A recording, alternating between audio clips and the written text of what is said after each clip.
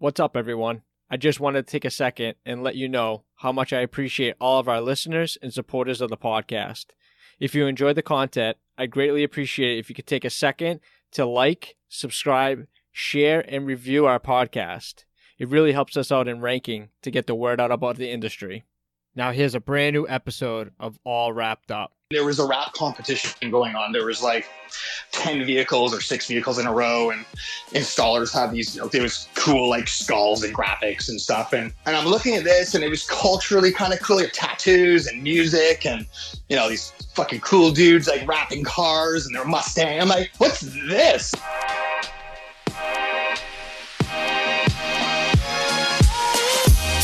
What's up, everybody? Thanks for tuning in to All Wrapped Up Podcast. We'll be interviewing industry-leading wrap companies to share tips, tricks, stories, and more.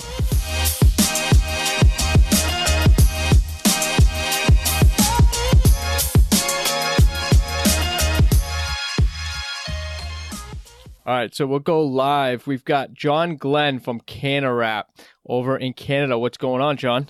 Not much, man. Just working away, grinding. Nice. How's the weather up there? It's good. You know what? It's to our southern friends. Of course, everybody thinks it's just under snow here on the west coast where we are. We're really just above Seattle, so it's just rainy and wet and cold. No snow. We had a little bit not too long ago, but once you go a little east from us, that's where the snow starts picking up. And in Vancouver, it's basically just wet at this time of year. Nice. That must be a downer for your type of industry. Man. To get the cars in completely soaked. Yeah, the compressor and air is your best friend. You hear a lot of blowing air in the mornings here, prepping vehicles and getting everything, all of the nooks and crannies and everything. But you know, it's like anything. It's like when you grow up in a world that's just crazy, you're just used to it. So that's just part and parcel. But I have, you know, friends down in Florida that wrap and this and that. I'm always envious of them because it's warm and beautiful and easy to just start. Water is our enemy, unfortunately. Oh, totally. Yeah, it is. So basically how we start the podcast is I usually just ask what type of projects were you working on today and what's your week look like business wise? Yeah, we're man, what are we working? We have I think we have a couple color changes in house right now, and we're going just a couple satin blacks, I think, and we're doing a fleet for the Canadian Armed Forces right now. We're doing some electrical company stuff, more decal work for them, and we just kind of like right now I'm looking at one of my cams. I think we have 3 vehicles that are sort of all backed up in there and getting picked away at. Nice. What's your business like as far as like from the commercial end and then the color change end? What is it more of? Definitely more commercial. Yeah. We do. I would say it's 90% commercial advertising. And then the remaining would be color change work, custom work. Nice. We love doing the custom work, but ultimately at the end of the day, I'm all about creative and branding and commercial and advertising and all that. So I actually love doing the commercial work. But you know, it's fun to do the color change work as well. You know, the cars turn out sexy, so it's always fun to look back at them. Absolutely. Now you have a different kind of more or less division for your color change wraps, kind of almost like a sister company with the CanaWraps with your West Coast custom wrap section for that. Can you talk a little bit about that? Yeah, when I first started the company, we kind of a couple of years in, really. There's such a, I wouldn't say, well, I guess there's a high demand for color change work, but the turnaround, there isn't as much, you know, lots of people are interested. Not so many people are closing on it. Right. In the percentage. And then on the commercial advertising end of things, lots of interest and lots of closings. So I just found that if some people would almost get confused when they would look at our gallery in CanaWrap because it's primarily advertising wraps. And back, you know, in our old web presence, you know, we would sprinkle in some color change stuff, but really there wasn't much there. And then for businesses, I really wanted people to look at our website and go, yeah, this is a company that is business work. These are people that have our best interest in mind for advertising and marketing. And I didn't want to mix it up. So years ago, I just sort of like, you know what, let's start at least a different name that we can kind of make, like a sister company or just a division.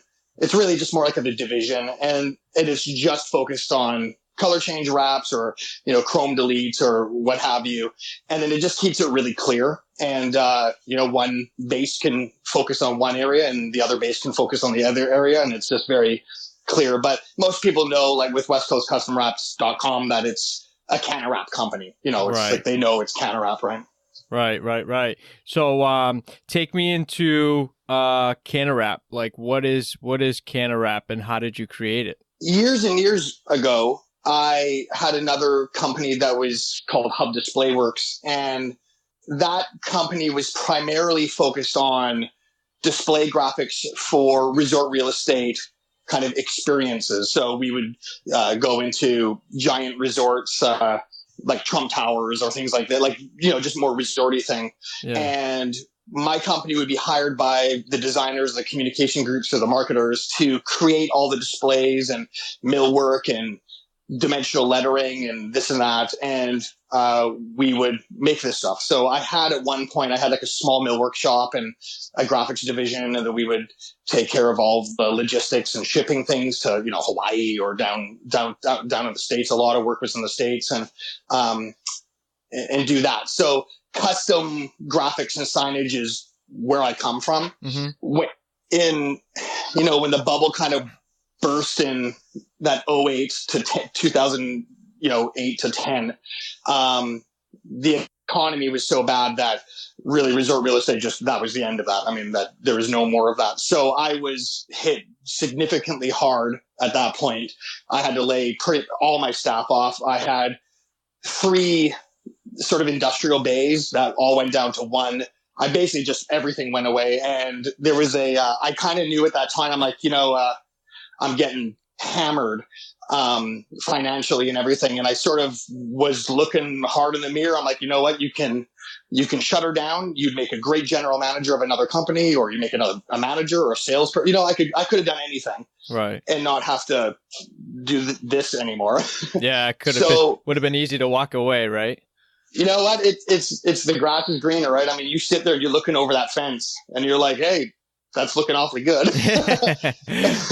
But, ultimately you're still responsible for the small crew that you've got and to yourself. I mean, I'm a business person. I'm probably a horrible employee, but I'm a great leader. So, SGIA, I don't remember what year, but was happening in Vegas. And my business partner at the time, I called him up. And I had like literally no money. I'm like, I'm going to go to SGIA and I'm going to get in a crappy hotel and I'm going to hang out for 2 days and I'm just going to see if something inspires me and maybe I can rebuild this business. I mean, I didn't know. And I was literally making that decision. It's either I'm going to shut her down or I'm going to come back home. And, so I spent a whole day there. And I remember at the end of that day, I was thinking, well, I could get into making channel lettering. Like there's machines that make channel lettering, have a small crew, finance the machinery, and maybe I just do it wholesale to other graphics companies. And I was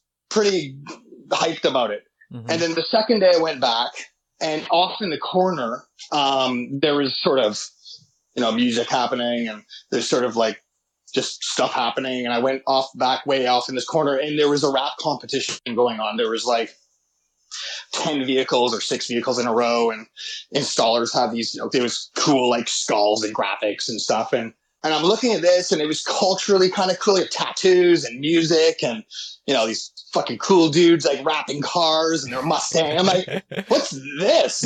Like this is way more my thing. Like, what is this? And it was vehicle wraps. And, people were wrapping vehicles at this time and all that, but it was just kind of like becoming something. A thing. Right. Yeah. It was right there. People were grabbing onto it. And I'm like, no, I have the machinery to do this. I have the creative expertise to do this. I have the anal retentive craftsmanship in my blood to do this. Like, oh my God, this this is for me. This is my thing. So I left early that day. I went to the hotel. I started writing down what I had to do. I mean, I knew nothing about it, so I had to figure out, get a hold of my distributor and figure out what media they're using and is there courses and this and that. And on the flight home, I wrote down the word CanaWrap for the first time, and I'm like, that's kind of a cool name, and it's Canadian, and it's a name that could be used anywhere in the country, just things like that. So right. By the time I got home, I knew I was going to transform it into a wrap company, and I knew what the wrap company was going to be called. And we went a little bit, and actually people in the industry, my distributor at the time, he thought I was nuts. He's just like, I don't know if you should be putting all your freaking balls into this bowl for just wrapping, And I'm like, well, I'll give it a shot. What's the worst that'll happen? You had nothing to lose at that point, right? Nothing. Nothing. I mean, it's just like, if I'm going to sink the ship, I mean, it's going to go down on flames. That's awesome. Let's just everybody grab hands. We're going to go. and I just looked at it as a startup, and the Vancouver International Auto Show was, probably within a year of kind of starting it. I hired an installer, and I'm like, well, why don't we set up at the auto show? And at that time, like the auto show people, they're like, we've never had a company ever wrap anything here. We've never even seen, like, we don't even know. And I'm like, oh my God, really? Because to me, it was just like, why wouldn't you wrap at an auto show? And it just sort of slowly started coming together, and it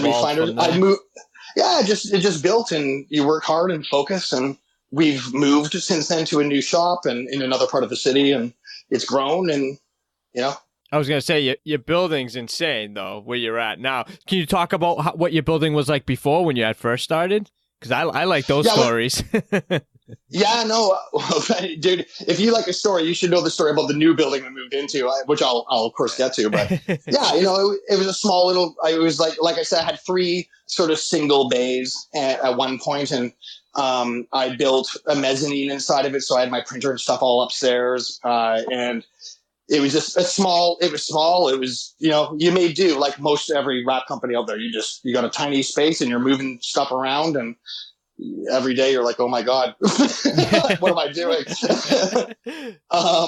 But one of the main reasons why I ended up moving ultimately was because I had my first kid, and I worked so much at this time that I really wanted to be closer to where my home was. It wasn't a really long thing, but at least I wanted to be able to just drive home within minutes. So I found a new space, and this space I'm in now, when we came here, it was, the front of the building was lit on fire. Like 2 of the giant bay doors were wood and just charcoal and black. And the inside of the shop was just this, it looked like a bomb had gone off in here. There were puddles inside of it from rain. It was just horrendous. Wow. But it was one of those things where I came in, and again, my business partner at this time, he and I went in and we're like, oh, this is the shit. this is awesome. This is going to be so awesome. We'll just like rip everything down and redo it. And we did. I mean, I sunk tens of thousands of dollars into this building, and redid the outside of it and built the inside of it and painted it and built rooms in and did the whole thing. And it's home now. This is where we are. And same thing with this place. Sometimes there's times that we're just like, man, I want to get out of here so bad, and I want to have, this or that. But you're like, nah, this works great. Yeah. So it's a good little space. That's awesome. Yeah. Let's talk about what you have going on inside, like what you have for equipment, talk about your employees and stuff like that. Well, my employees are the bomb. I have like the greatest crew of human beings that anybody could want. And I know that because they put up with me half the time, which is, I can imagine I know it's not the funnest experience in the world. But they're awesome. They're dedicated, super passionate. Like, it's the crew that everybody dreams of having. Nice. And supportive. So they're amazing. And, I have 7 people here, running a printer and laminating and production, managing and designer, and uh, all the stuff needed, install a couple of installers, and, we all work our little butts off. We have, a couple printers. We run HP latex printers. Nice. I used to have, a HP 9000, EcoSolve HP. But once the latex machines came out, and I think we got the second generation of we had a 26500, and I love it. That when most people, when they go from solvent to latex, they're like, "What? You don't gas it out? Like, are you crazy? This is the weird, strangest thing." So that's awesome. Have you ever had any issues? No, you know what? When I first started the company. With latex, no, I've never had an issue, but with solvent, we never had an issue either. But that was because, we just did what you had to do. When we would have 3M or distributors go, listen, you need to gas stuff out. You got to gas it out. That's all they're saying. Okay, we're just going to gas it out. And if they're like, you have to gas it out for 10 hours, we'd be like, we'll gas it out for 15 hours. Mm-hmm. I used to have barrels with fans in them, and I put them in the little barrels, and we'd leave them in there and just kind of keep the air going around. And the science of print and media, I really respect. So it's, and I also really respect that, it's fun to cut corners and bullshit your way through a situation in the beginning, but it all nips you in the ass at the end of the day. And Absolutely. I don't like being nipped in the ass. So, and almost every single customer ever will not only understand, but they will appreciate you for saying, it's like, look, I know you want it tomorrow. I get it. If anything, I want you to have it tomorrow because I'd love to be able to bill it out faster. It would be fantastic. However, I don't want you coming back to me in 2 months while stuff's coming off your van and you're going to hate me. And it's all my fault, where all we had to do is just wait, a few more hours, and saves you a lot. In the long run, it just saves you.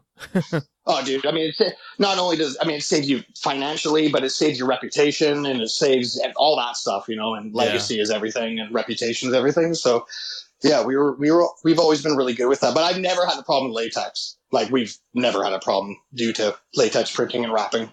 That's awesome. Yeah, the convenience of being able to print it, let it sit for a little bit if you don't have to laminate it right away if it isn't a priority project, and laminate and get it done. I like latex. I came from an eco-solvent shop, and having that 24-hour gap of letting things out gas, really put a downer on production. But like you said, you do have to respect the material, and you do have to respect the process, in order to have a successful business. I like that. Absolutely. Yeah. Yeah, totally.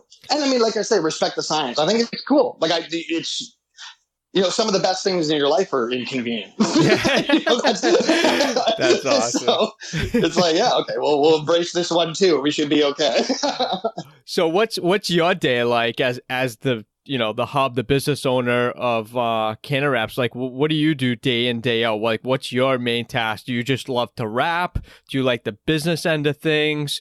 Do you like just managing? Like, what's it like for you day to day? To my root, I love business. I love marketing and communications. I love creative and branding. These are the things that I am passionate about. And then I used to install a lot, not as much now. But I used to love installing. I used to love installing when I didn't have to think too much about managing things. If you can kind of turn your brain off and you're like, okay, and we used to do that. Like we went a little while that we didn't have a full-time installer in the house. And, so I was sort of doing installs. And at the time, my project manager was able to help out on sales and getting quotes out. But it would just be like, hey, listen, from 2 to 9 o'clock tonight, just leave me alone. Like, nobody talk to me. Just let me put my headphones on and let's just pretend I'm not here. And that was great. So I really like installing, but business, I love business. I love sales. I love marketing. I love communications. So, my day to day is answering a lot of emails and getting quotes back and managing what's happening here and solutions. I have a lot of experience, so it's a lot of time of figuring out solutions to issues, which most business owners, that's what they're doing. They're just I hate putting out fires because it's such a big violent thing, but it's like, you're fixing things, you're creating solutions, you're answering questions. So a lot of that. And then I do the marketing, advertising stuff for the shop. So, I'll do our social media and photography, and I do our videos, and I do all that stuff too. So, I love that stuff. Yeah, you're very active in social media. I've been following you for a while on social media, and you're almost posting every day and putting up videos. You have a YouTube channel as well, correct? Yeah, that's right. Yeah. So you're always putting up videos. Do you see a big a significant benefit having the social media account, being in this industry? Yeah, I do. I think that I don't look at social media and our presence I think a lot of people look at social media, especially how much I'm trying to kind of figure out how to put this. A lot of people that have a great social media presence are installers. So, or color change folks, men and women. So it's really like car culture and tuner culture. It's sort of a different thing than, to an extent, what I'm doing, where I'm really trying to speak to businesses and entrepreneurs and marketing people and these types of things. So which I think makes it a little bit more challenging for companies like myself, because we're not really reaching out to the car culture. We don't get the 16,000 followers of guys and gals that just love cars and they love like customization and they love all that kind of stuff. So I'm very, even with the following that we have, I'm actually very proud of it, because these are people that are genuinely just interested in vehicle wraps or advertising or these types of things. So it's kind of cool when you think of it that way. Yeah. But I think the social media presence is huge. I know that, a lot of people, they look at it for their businesses and they'll sit on it and say, I know these companies are doing it, and, it might be a little bit more outside of their budget that they like. So they'll sit back and they watch. And then one day, they'll call you up and they're like, I've been following you for a year and I love you guys' stuff. And I mean, you're building your brand. I mean, I'm ultimately, without knowing it, communicating to these guys saying, we know what we're doing. We're good at what we do. You can trust us to work on your work, and then they'll pick the phone up, so it's not an immediate buy with a lot of people, like an Amazon site and buying a camera. Right. It's like, they're sitting on it, they're taking their time, and it's trust. They just want to know that we have their best interest in mind, Right. Yeah. I think social media platforms such a great thing. You can, within minutes, you can have a page up and a couple photos, as opposed to building a website where, no one will ever see the website till it's absolutely 100% launched, because you can't just more or less half-ass a website, put it up, because then you look unprofessional. But you look at social media, it's like 2 seconds. You can put your name up, put a photo, get some feedback, put some hashtags, and you're ready to go. I love that. I've talked to people in the past where, they'll say, it's like, I want to start my brand and I want to start a business or whatever. I can't, get the website. It's like, dude, you don't need a website. You know what you need? You need a really strong Facebook presence, because you can take quotes on Facebook. You can show your stuff on Facebook. You can have a web URL that just forwards to your Facebook presence. I mean, that's where I hate to age myself here, but I mean, like when I grew up in the signage industry, and then I left the signage industry working for my dad into music, and I played in a punk rock band for a number of years. And man, what I would have given to have this much accessibility to the world at that time of my life, like in a band or any small business. Oh my God. Like it's amazing now how you can talk to everybody you want to talk to and more, it's all right there, and it's free. Exactly. The biggest thing, free. Everyone should be on it. It's all free. Yeah. Totally. That's crazy. Well, you just mentioned you worked with your dad at a sign shop. He was the owner of the sign shop? Yeah, I was born and raised into the signage industry. My dad was a hand painter. He lettered, cars and trucks and did all that stuff. Wow. Some of my earliest memories are, kind of going in the garage and seeing my dad's sign painter kit. And most any most any kid that grew up with a mom or dad that was in the sign industry knows this kit. It's that wood kit that's old. It's got paint splotches all over it, and I don't remember what the stick is called for handling your arm and doing all, but that's there. It's got the little puff, like the towel around the end so you don't wreck anything. And you could smell the solvent when you'd open it. I remember the first time I remember the first time I ever found the gold leaf that was in my dad's kit, like freaking gold leaf. And I was like, what is this? I'm so young. I don't even know what it is, but those are like, so honestly, like some of my oldest memories are of the sign industry, going to a shop and just smell. I mean, really, it all smells of solvent. Right, right. Like the big thing, right? Those are the things that put hair on your chest as a young boy. yeah, absolutely. That's so funny. Do you still have his kit? No, but I'd give anything for it. I'm a nerd with old stuff too. I have like an old 40s fire extinguishers, and I keep I have stuff from my grandpa that when he passed away, I got like these old little buck knives. I really like old stuff. So if I got this kit for my old man, that would be like the most incredible thing ever. I don't even know if he has it. So I'm sure he has it somewhere. I'm sure. Yeah, that would be awesome to have. Totally. Have you ever hand painted yourself? Very little when I was working at his sign shop. I have a mad amount of respect for sign painters. And it just, I have people on Instagram that I follow, or on Facebook that I follow that are painters. And I think it's just the most incredible art form. It's like, an incredible tattoo artist. I just have great deals of respect for them. And I almost, there was a time a couple of years ago that I was really seriously starting to look into seeing if I could apprentice somewhere and get some chops. I know there's like a couple indie movies out that are about sign painters. It's awesome. It's totally awesome. Except my boat is so full of stuff that I can't even imagine how I would be able to take the time to start learning how to paint. So maybe I'll retire doing that. Yeah, it'd be nice. But believe me, it's such a dying art. Oh yeah, it's such a dying art because a lot of the people, like our fathers, our grandfathers, that they're not around anymore, and there's no one to keep that legacy going or that craft going. That we got to pay homage to those guys because they kind of paved the way to the cut vinyl, the machines, and then the printed. You know what I mean?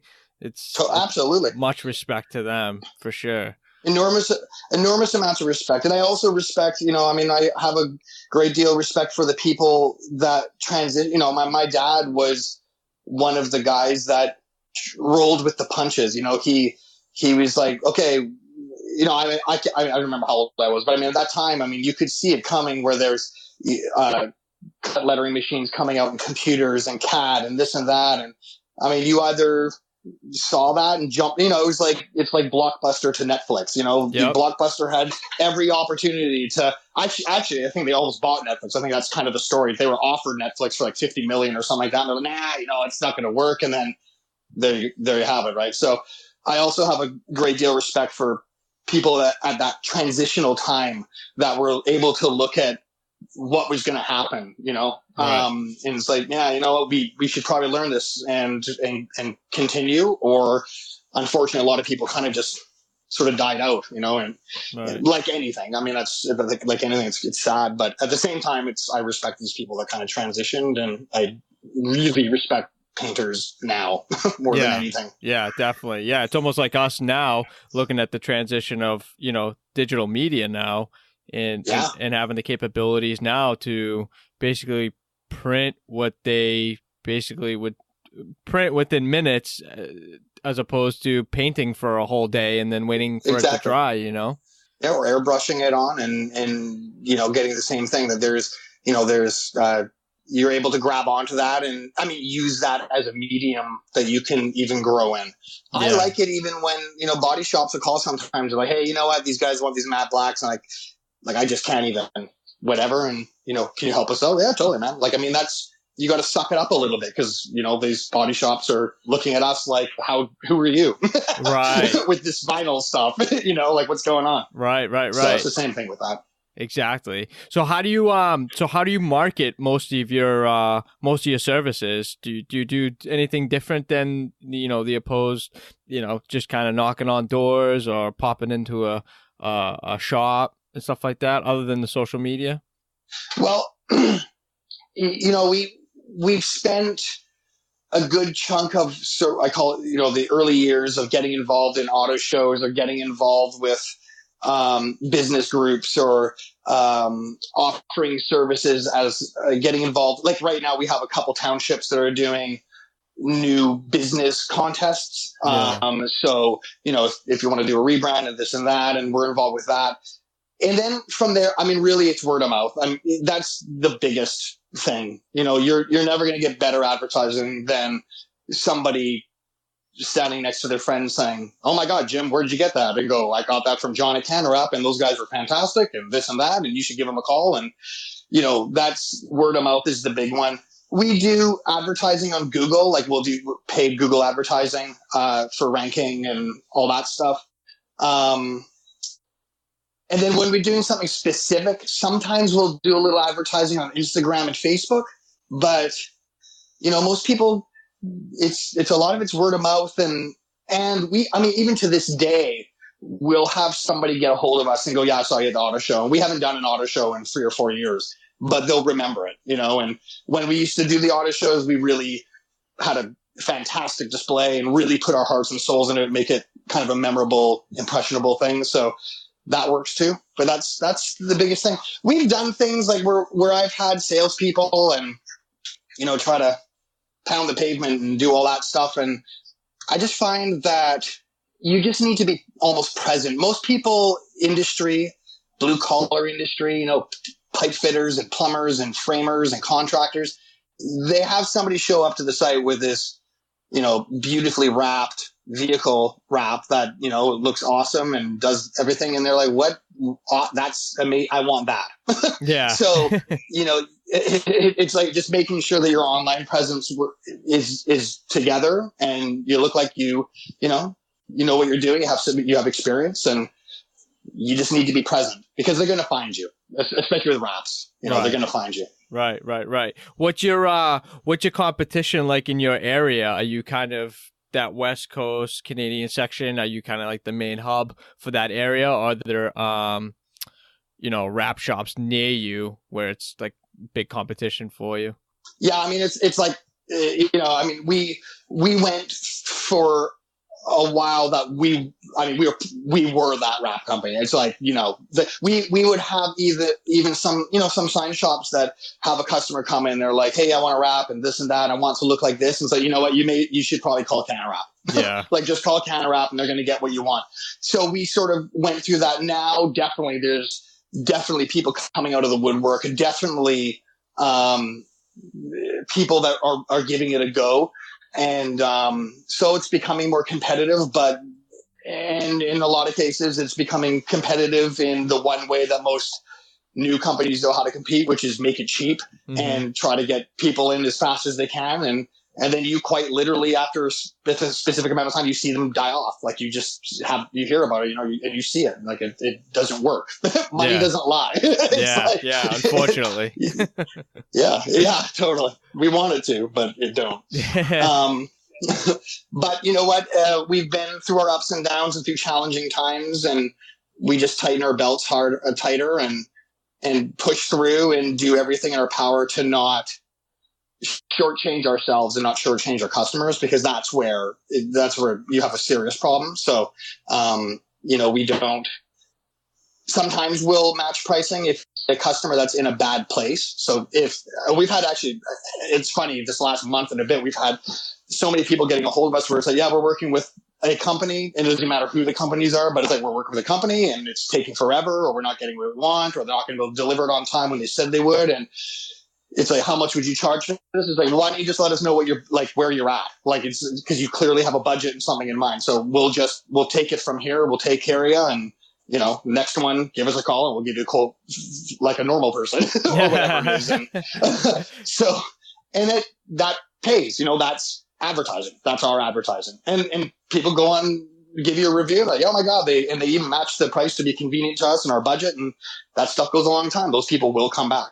I love that. Tell me about some awards you've won for the CanaWrap brand. We've won a first place design award in digital sign and graphics, I think it's called.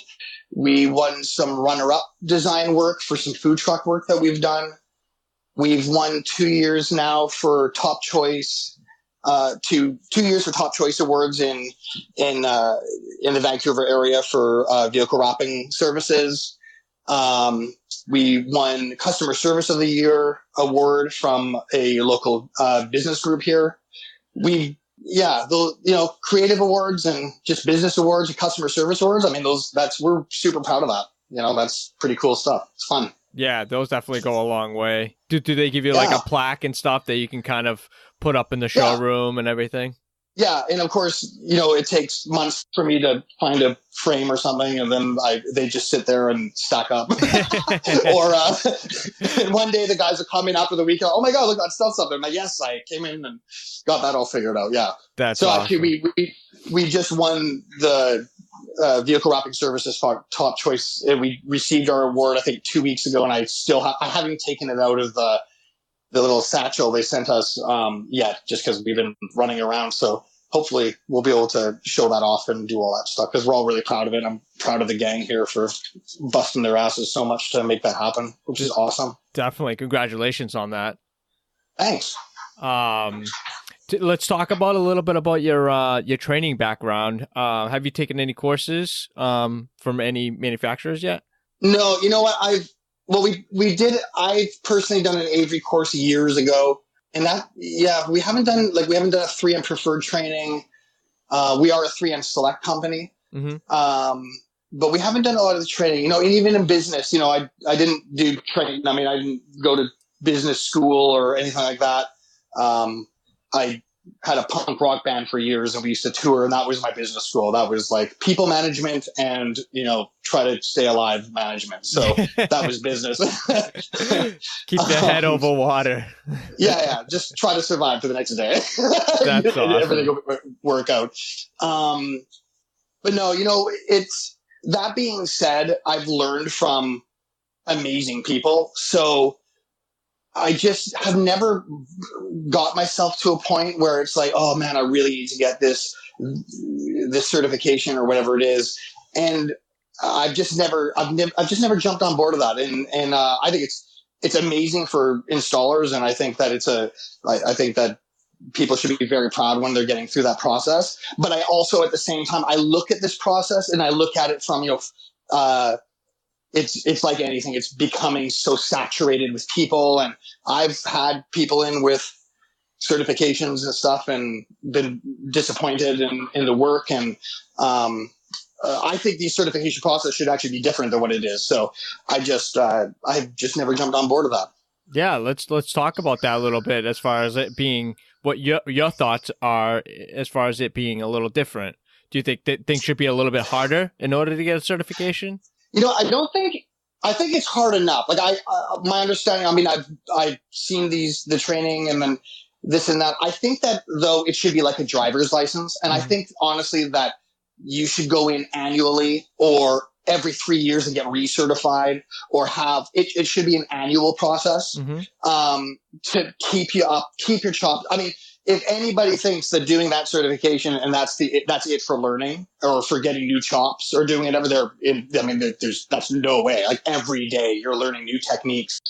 I think that Justin Pate's a great example of that, where, just endless videos of just like, oh, right, damn. Like that, there's that. So I've always felt that, like, it's like, I don't think it should be like and I think it's even for 3M select companies. I work really closely with 3M Canada and have great relationships with people there. And I think they should go into shops and go, are you still selling 3M stuff? Are you still doing it the way that we tell you to do it? Because that's the best way of doing it. It's been tried, tested, and true. I think there should be an annual process where you look at it again and go, yeah, you know what? You're letting it go a little bit. So, here's some new techniques. Here's some new stuff to keep in mind. That's awesome. Now, you mentioned you're a 3M Select company. Can you talk about what that is? So I think there's like bronze, silver, and gold, or something along that. There's 3 kind of tiers, and it's 3M who over years create a relationship with vehicle wrap production companies, and I think the tiers are like if you're using the appropriate printer with the appropriate inks on their appropriate media and over laminating it appropriately, doing all these things. And you're installing it with some training or with the best practices in mind, then your tier silver, which is my company. My installer, my full-time installer isn't a 3M Select installer. If he were, then we would be boosted up to a 3M Gold or Platinum or something like that. And that would be that difference. And I'm not sure why you would be a Gold. I'm not sure what exactly, entails the entry one would be, but it's something like that. You just have to be playing, basically, like I say, respecting what you need to do or what you were told or taught and carrying through with it. I mean, it's stupendously rare that we have a vehicle come back to us and be like, oh, this is all tinted or this is popping or it all, like I kid you not, it almost never, ever, ever happens. And that's because we play by the rules and what they taught us. So that's worth it. Like, I mean, you're going to take this education. That's absolutely worth it. Oh, absolutely. Is the training or the way things kind of work a little different in Canada as opposed to it would be in the States? I don't think so. I mean, there's the Justin with Avery. The Avery training is it's the same. I mean, you of course know that. I mean, he bounces around the planet. Yeah. And it's this. I believe it's the same training everywhere. And I think with 3M preferred training, I would imagine it's exactly the same way, or the format's the same. And then of course there's the independent trainers, and I'm not sure what they do, but I think it's pretty much universal. Yeah. How, do you usually come to the States at all for any shows like RapsCon or SEMA, anything like that throughout the year? Yeah, it's funny. I was just looking at RapsCon that's coming up here, and I was thinking about going down for that. Yeah, I used to more. I used to go to SEMA. I'm like a total introvert when it comes to like just, hey, how's it going? Like I'm not very, I'm not out there. Once you get through my crusty exterior, that I'm bouncing off the walls and I'm myself. So I found like at SEMA and stuff, I met some great people, and had some great times, but I'm not super like, hey, come to the club and we'll all do this together. I'm like, nah, I'm going to go to the hotel and watch a Netflix. So Netflix and chill. Yeah, totally. That's so But I used to go to SEMA more often, and I am thinking about RapsCon very seriously. Oh, cool. Awesome. Yeah. Maybe we'll get to meet each other there then. Yes. Yeah, which would be awesome. That'd be awesome. Cool. And you used to do shows. You did live demos and you had the whole display going when you did that, right? Yeah, actually, the last one we did was at the auto show here, and we did a 50-50 vehicle. So we had half of it was advertising and the other half was color change. And then as well, I worked with 3M Canada with this projection film, and we wrapped the windshield with a projection film, and then I rigged up a projector on the inside, and so the windshield was a video. It was a movie playing. So when you walked around and looked at the car, you can actually see a movie perfectly playing on the windshield of this vehicle. And it was videos that we have on our YouTube channel of us wrapping vehicles and doing all that. So it was a lot of fun. Oh, I remember that. Was it like a Mini or something like that? Yeah, that's right. Yeah, it was a Mini Cooper. That was a while ago, though. Yeah, that's what I'm saying. It's been a long time since we've done it, like gone in the auto show. Yeah. That must have been a cool demo that you did. I remember seeing that. I'm like, wow, how the heck can you do that? Yeah. No, it was a lot of fun. It was super cool. A lot of people that didn't even, it was like they almost didn't believe it was happening. Yeah. It was like they'd look at the car like, what the, what is going on? Which made it really cool too. Yeah, I love the interaction with people, with demos and stuff. As long as you can get a couple people to do the demos and then one person kind of interacting with the groups of people, it becomes harder when you're doing it, or if you're mic'd up and you're doing it and you're trying to talk and explain and rap at the same time. It does become overwhelming, but it's nice when you see the demos because you get to talk to people and talk about different medias and interact a little bit with everybody, because it's all about knowledge at the end of the day, as you know. Absolutely. I mean, on every level. I mean, decisions are made on knowledge. Sales is knowledge. Friendship is knowledge. I mean, knowledge and learning about what's going on is going to close a sale more than a person that's looking at it and just don't understand it. So, yeah, that stuff. And it's funny you said that with an installer who's communicating as well. I remember, I think we've done 3 of them, maybe 4 of them, but I'm almost positive 3. The first one I remember was just very like, I mean, we didn't even know what the hell we were doing. I mean, it's just like, well, let's wrap a car, I guess. that might be fun.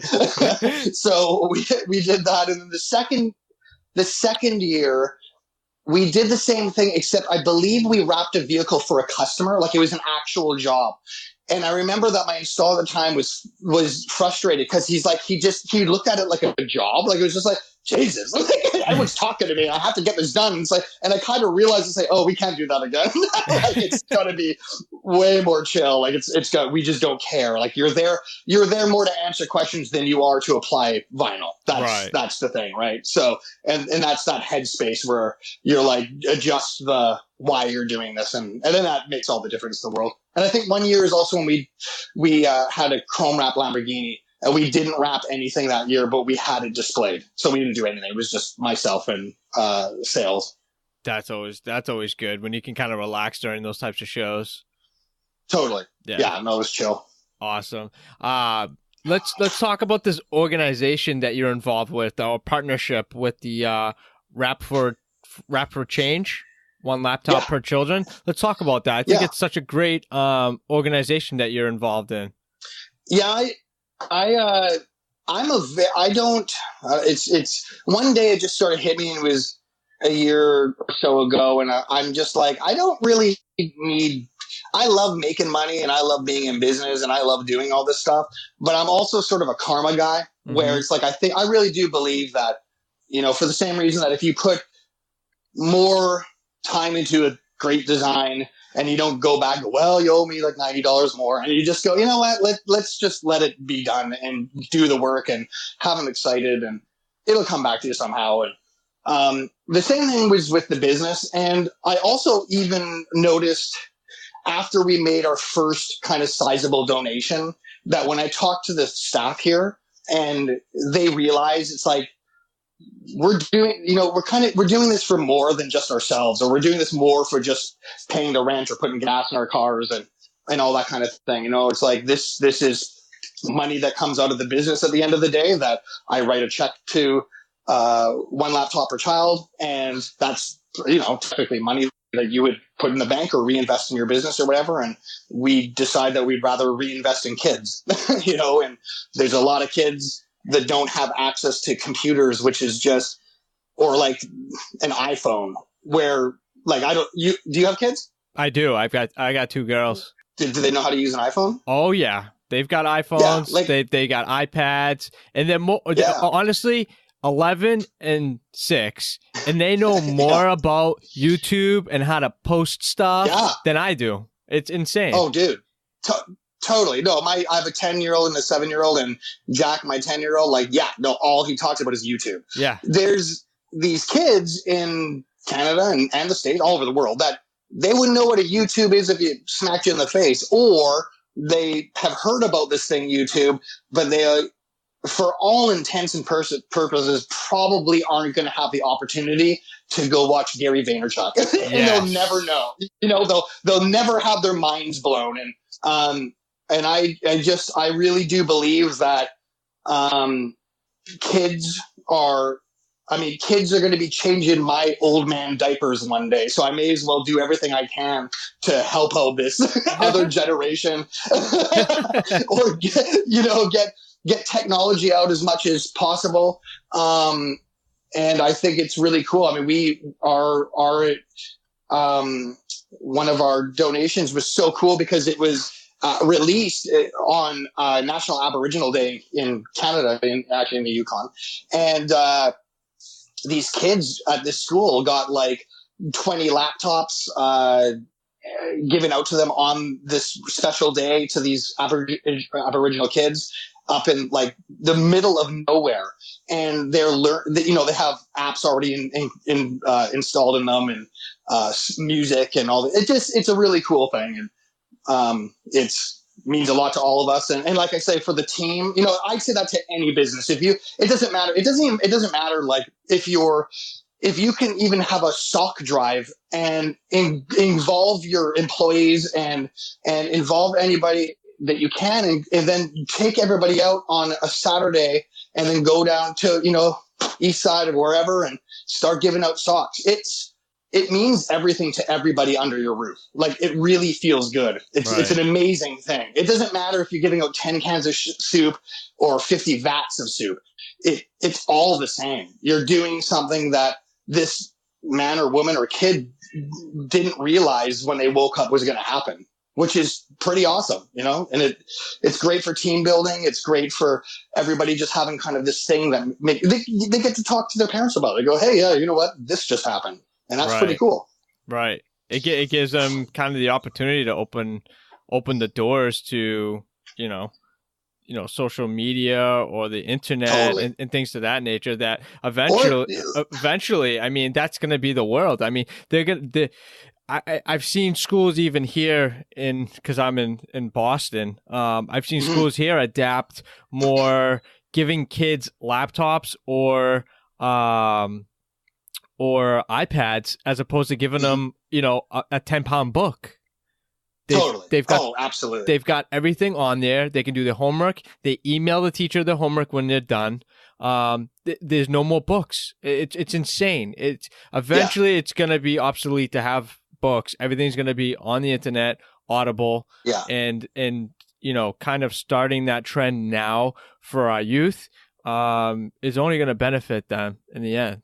Oh, totally. And one thing that I think is really neat too about with Wrap for Change and working with kids is the fact that you never know. Like, to me, it's like one of these kids might be just like, what's vehicle wrapping? And then because a vehicle wrap company had a hand in helping out with some technology, and that kid might be the next CanaWrap. Right. Or that kid might be the next Justin Pate, or that kid might be the next Dan Antonelli, or that kid, you know what I mean? Like, you're just it's like, you can do this. This might be something that interests you. And that's, I think, really cool. Like a really cool thing. Yeah, absolutely. I honestly wish, that they had more of these types of things in the trade schools. I would love to see that happen at some point. I'll tell you, actually, it was I think it was last year. We did have a trades school get in touch, and they, one of the women there, who's the teacher or whoever, she had her painting, her auto body and paint class.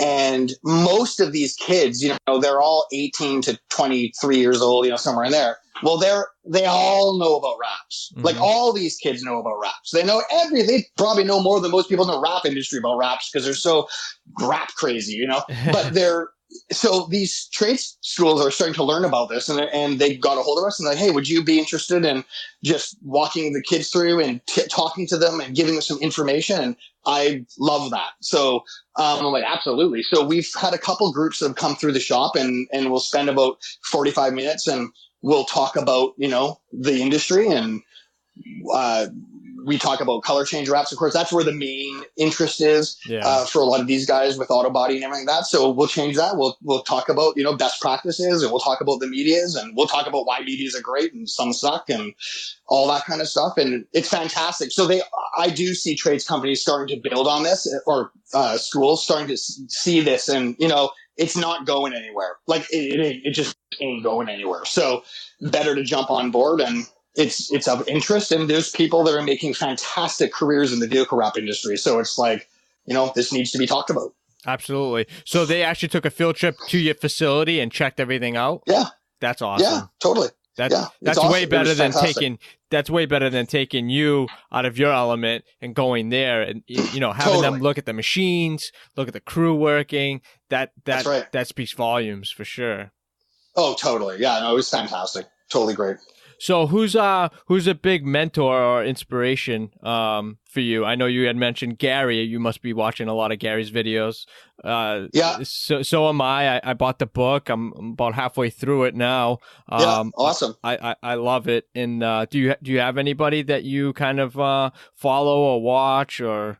Gary, I've followed for years. So I'm a big fan of Gary. I go through Garyisms. So it's like, because he's a rich fudge sometimes, where you can take so much of him and then you need a little break. Yeah. And then I just picked up his new book as well. I'm like so ADHD that it's hard for me to even read a book. So it's like a challenge for me. Like, it's like, oh my God, here we go. I'm going to read 3 pages. Yeah, right. Focus.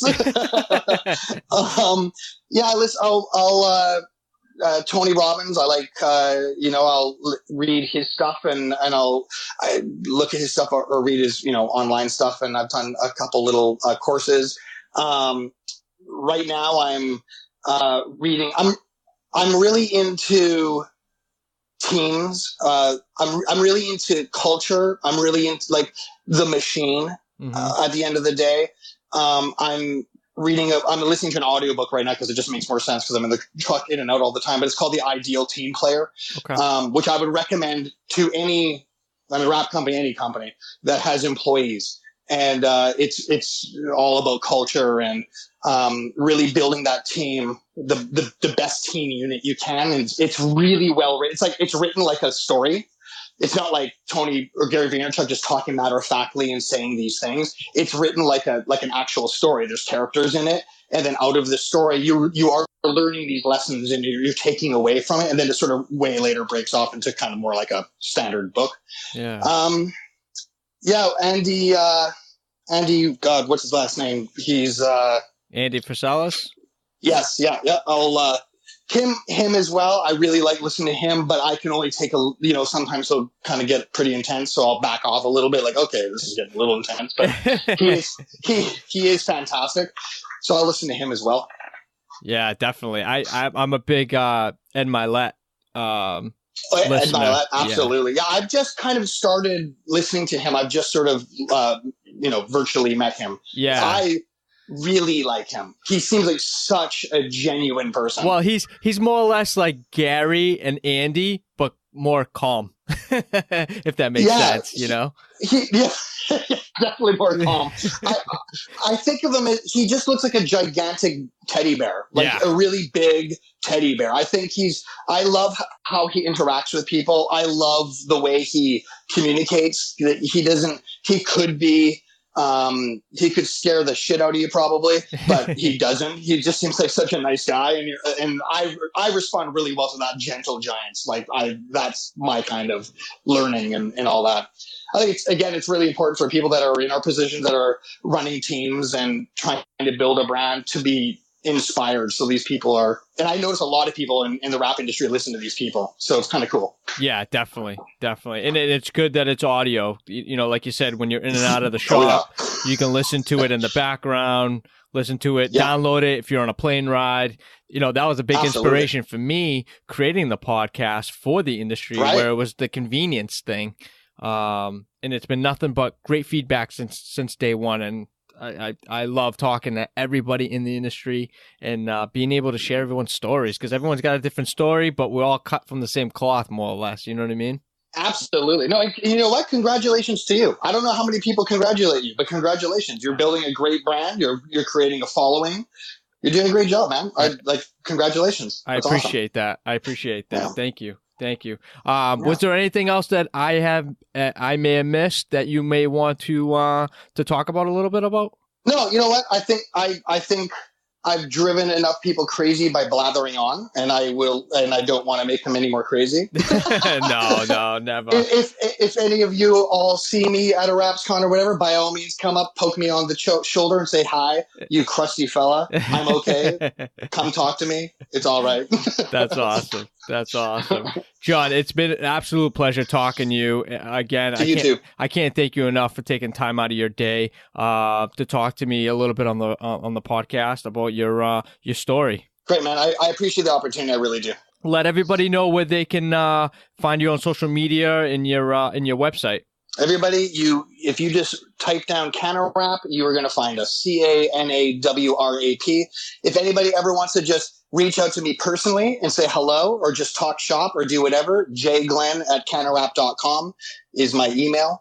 And I'm around. So yeah, anywhere you'll find us on YouTube, you'll find us on Instagram, Twitter, Facebook, all that stuff.